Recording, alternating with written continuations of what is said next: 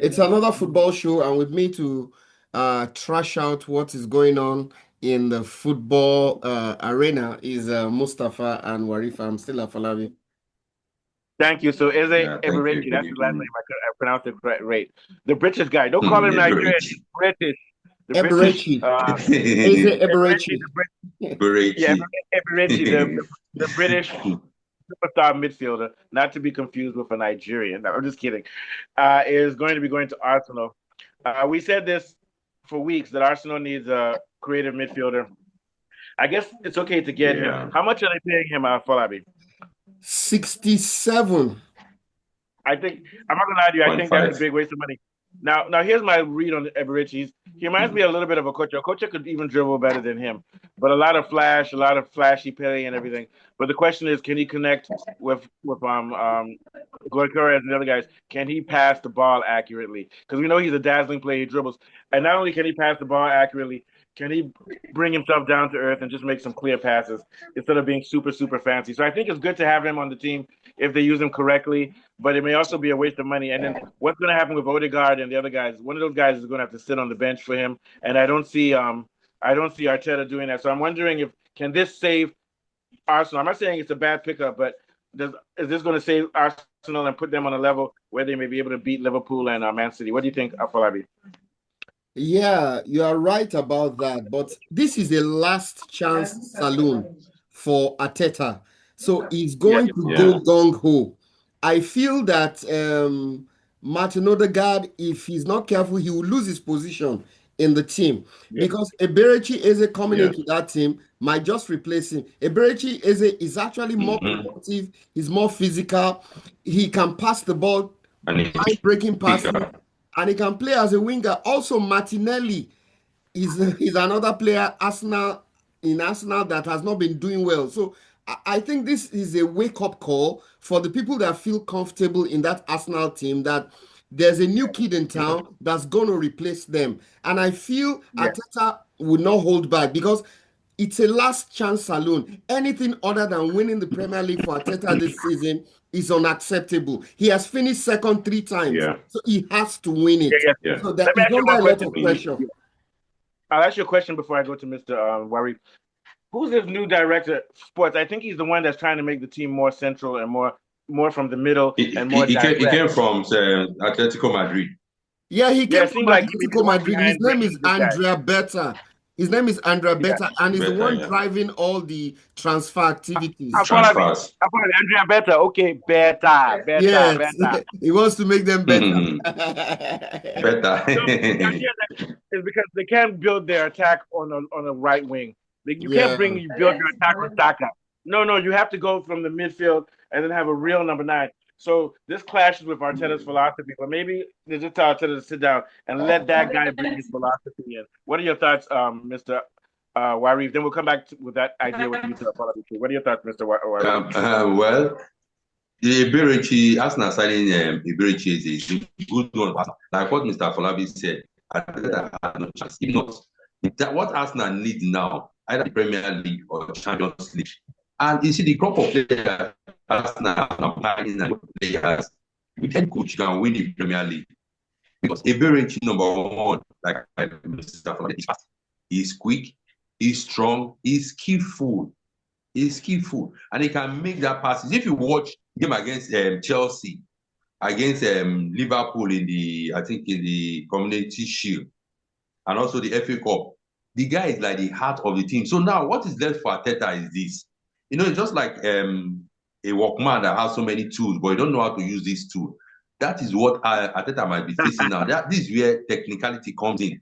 So if Arteta does not study these players very well, he's not saying the players are good, but how to feature them, how to use, like your Forest, right? What your Forest needs now is just a good creative midfield that can be that feeding the ball. But if Arteta does not get it, Arsenal might still suffer. Why? He's not saying the players are not good, but because of the selection and the tactics, and again, wrong, what's it called? Wrong sub. Like, for example, the match against Manchester United last week, what's his name? Odegaard has no business playing 90 minutes. At least he would have stopped him, bringing one area. One area is big, he's fast, he's strong, and he can shoot from outside the 18-yard ball.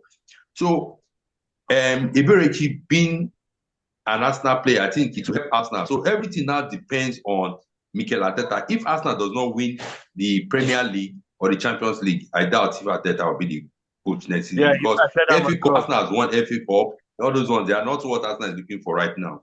Yeah, let's go. So I think we can all agree that putting Eberechi, bringing in Tim, I'm not saying he should start, but it gives them, at least they have other options now if these other guys like Odegaard and Martinelli mess up. Yes, yeah. But let's talk about him as a player. I still think that he's a great player, but I think he reminds me of Okocha, the type of person who comes close to scoring goals and is very dazzling, but he may not have a high level of assists because sometimes he doesn't want to make a straight pass. He wants to be flashy. I'm not trying to diss him. I'm just trying to, this is just for fun. What do you think about that? Just like okay.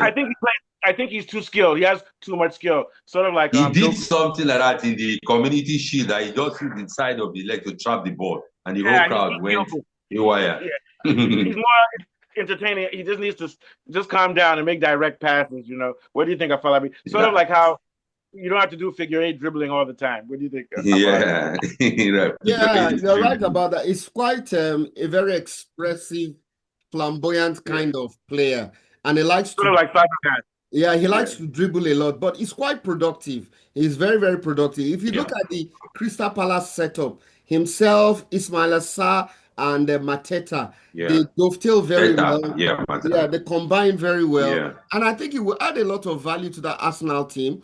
He has the guile and imaginative genius to be able to pass, to the striker, especially now that they have Gyökeres. With Eberechi Gyökeres will be allowed, to run into the channels, and he will be able to float passes to Gyökeres. I think it's a wonderful addition. But like you rightly said, sometimes he plays to the gallery, but not too often. Mm-hmm. He's quite a productive player. He will add value now, to that team. Like Marie said, now all eyes are on Arteta, because we said this before. Like we saw Man City that they won with a blowout, and Liverpool won, but we said that those are against small teams. Real football comes when you have games like Real Madrid versus Barcelona, absolutely, or Barcelona versus Madrid. Now it's about tactics, and it's about making up for deficits. Sometimes you have to invert your fullbacks. That's when the real game comes, when you're now in a game with someone head to head, and you can't use traditional formations, and you can't just play the way you play all season. You have to make some brilliant moves, and we've seen that's one thing Man City is good at with Guardiola, and now with a guy like Tijani Reinders who can play 3 or 4 different positions on the pitch, and guys who are flexible. We're now going to see what Arteta has, because he actually almost has a complete squad. Probably the best defense in England, a decent midfield, and one of the best goalkeeper in the EPL also. The best, and they've got one of the best number 9s in the world. They have maybe the best right winger in England with Saka. So now it's a matter of his tactics. Also, the big problem from Arsenal is that Arsenal is still not a physical team. So that's going to hurt him. What are your thoughts? Mr. Wari. Go ahead, Mr. Wari. And again, what Arsenal lacks that leadership position. Somebody that can. Yes, if it's led for me, you see that captain band, I would have given it to Declan Rice or Gabriel Magalhaes. Those two persons, they have the leadership quality as a captain. Then also, Arsenal to do well this season, or possible, it has something that was down to Arteta. How you talk to your players, how you set up your team, how you make the sub, and also Arsenal players, they should work on their psyche, their mentality. Don't just play psychedelic football or play secondary school football, SSG football. They should play business football. That's one thing I like about Chelsea. Chelsea, they are not there to entertain anybody. They are just there for the trophy. Guys, let's hit this thing and win the trophy and get out of this place.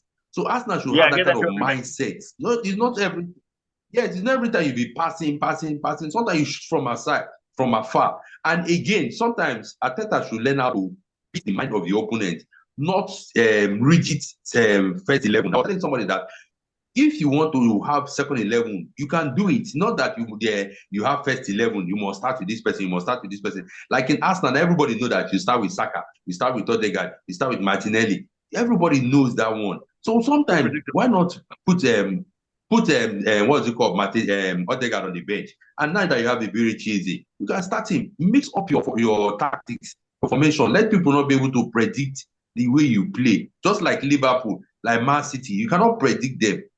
Yeah. So Arteta has a very, in short, you see, Arteta is even indicting himself, because with all this caliber of players, and you don't win the Champions League or the Premier League, I don't know what to say right They don't win this now. year. Like he has to go. But of course, Kool-Aid will be like, give him another. Kool-Aid's been saying that for the past 10 years. Give me the wild boy. Give me the wild boy. I'm exaggerating, but we know. All right, so brilliant show. We want to ask people to continue watching global football, Nigeria, but we represent Africa and the whole world. So with football, thank you very much. Take us out, Afolabi. Any last thoughts too? Yeah. Yeah, it's been another brilliant show. I think I totally agree with Warifa. Arsenal are too one-dimensional.